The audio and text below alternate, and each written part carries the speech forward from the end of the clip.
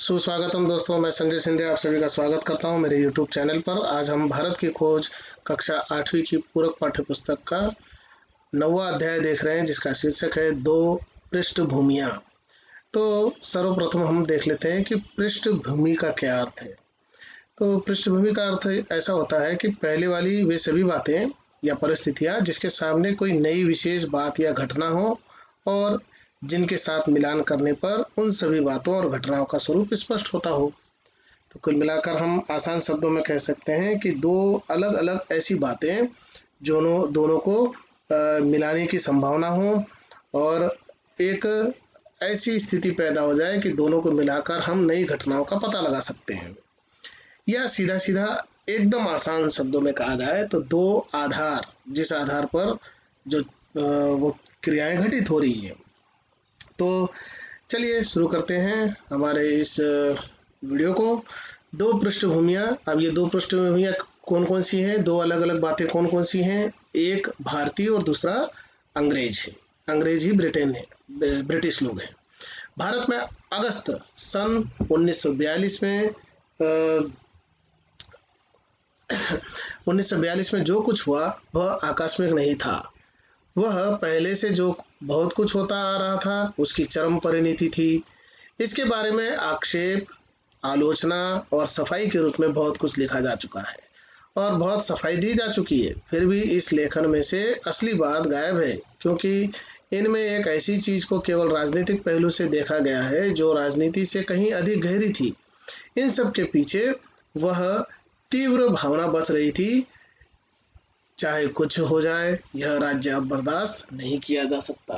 तो मुख्य बात यह है कि स्थितियां इतनी बद से बदतर होती चली गई थी कि अब ब्रिटिश सरकार को किसी भी प्रकार से झेलने के लिए भारतीय लोग, ब्रिटिश सरकार के अधीन रहने के लिए भारतीय लोग अब तैयार नहीं थे।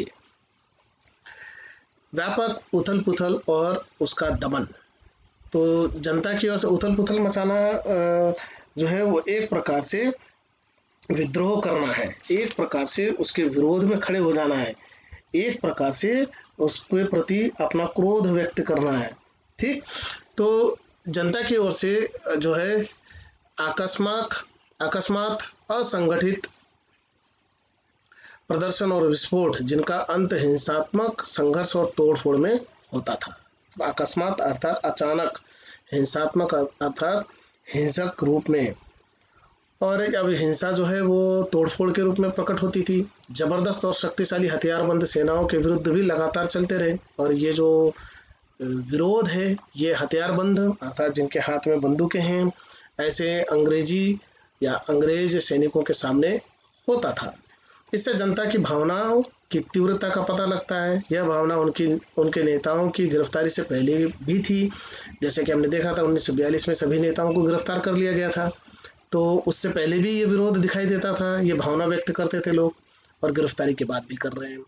लेकिन इन गिरफ्तारियों और उसके बाद अक्सर होने वाले गोलीकांड ने जनता के क्रोध को भड़का दिया। वे इतने क्रुद्ध और उत्तेजित थे कि चुप नहीं बैठ सकते थे। ऐसी परिस्थितियों में स्थानीय नेता सामने आए और कुछ समय के लिए उनका अनुसरण किया गया, लेकिन उन्होंने भी जो निर्देश दिए वे काफी नहीं थे। अपने मूल रूप में यह एक सहज जन आंदोलन था।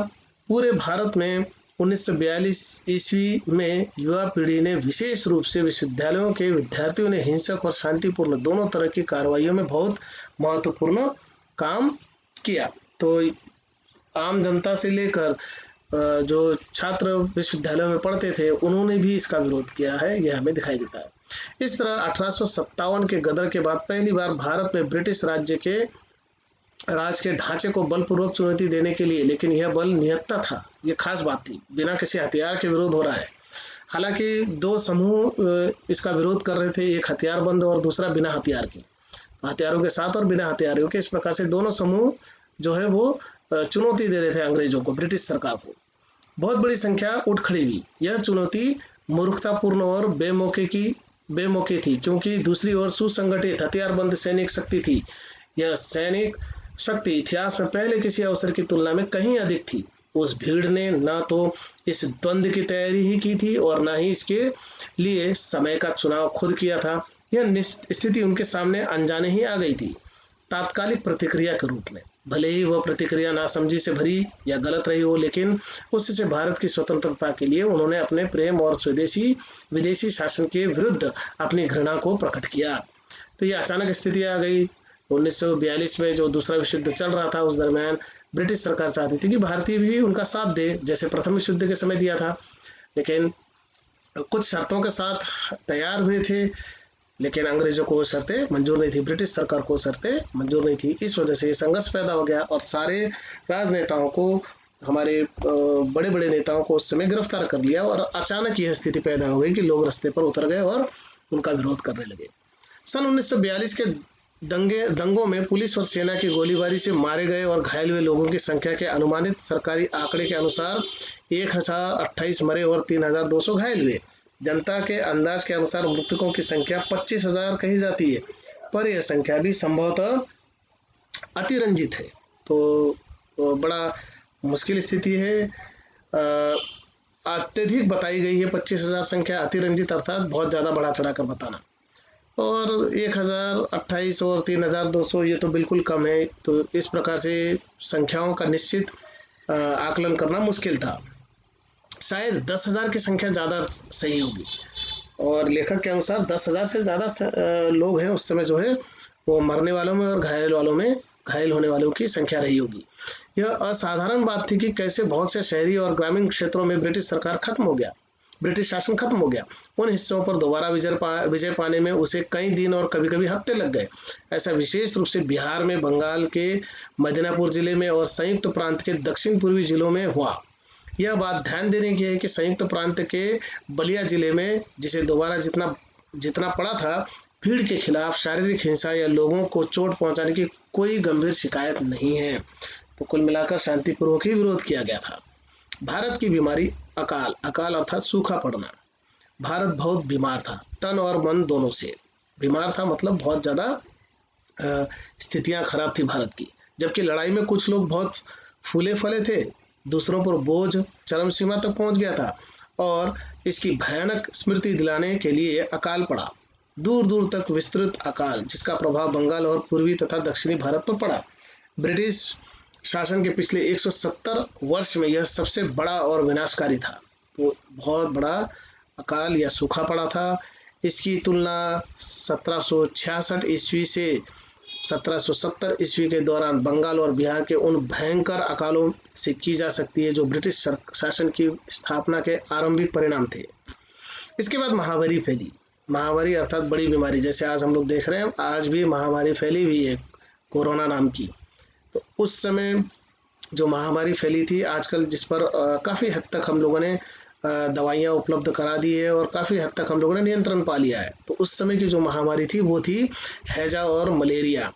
वह दूसरे सूबों अर्थात राज्यों में भी फैल गई और आज भी हजारों की संख्या में लोग उसके शिकार हो रहे हैं। तो उस समय स्थितियां दोनों तरफ से खराब थी भारत की।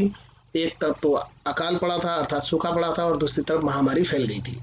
इस अकाल ने ऊपर के थोड़े से लोगों की खुशहाली के जीने आवरण के नीचे भारत की जो तस्वीर थी उसे उखाड़ कर रख दिया। यह तस्वीर ब्रिटिश शासन की बदहाली और बदसूरती की तस्वीर थी। तो इस प्रकार से जो अपने आप को थोड़ा अमीर समझते थे, उनकी स्थितियां भी इस अकाल और सूखे ने खराब कर दी। जब यह सब घटित हो रहा था और कलकत्ता या कोलकाता की सड़कों पर लाशें बिछी थी, कलकत्ता के ऊपरी तबके के 10,000 लोगों के सामाजिक जीवन में कोई परिवर्तन नहीं आया था। नाच गाने और दावतों में विलासिता का प्रदर्शन हो रहा था और जीवन उल्लास से भरा था। तो एक तरफ तो सूखा पड़ा हुआ था, अधिकांश लोग जो है वो सूखे की वजह से मर रहे थे, जिनकी मृत्यु हो रही थी। तो दूसरी तरफ जो अमीर लोग थे वो अपने जीवन में उन्होंने किसी प्रकार का परिवर्तन नहीं किया था। उनका नाच गाना और विलासिता अर्थात अपनी धन दौलत का प्रदर्शन शुरू ही था उनका। अक्सर कहा जाता है कि भारत अंतर विरोधों का देश है। तो आमतौर पर ये जो है कहा जाता है कि भारत जो है अंतर विरोधों का देश है, मतलब बहुत विविधताएं इसमें देखने के लिए मिलती है भारत देश में।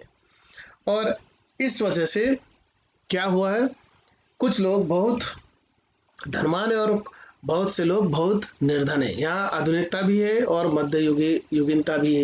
यहाँ शासक है और शासित है, ब्रिटिश है और भारतीय है। ये अंतर विरोध सन 1943 के उत्तरार्ध में अकाल के उन भयंकर दिनों में जैसे कलकत्ता शहर में दिखाई पड़े, वैसे पहले कभी नजर नहीं आए थे।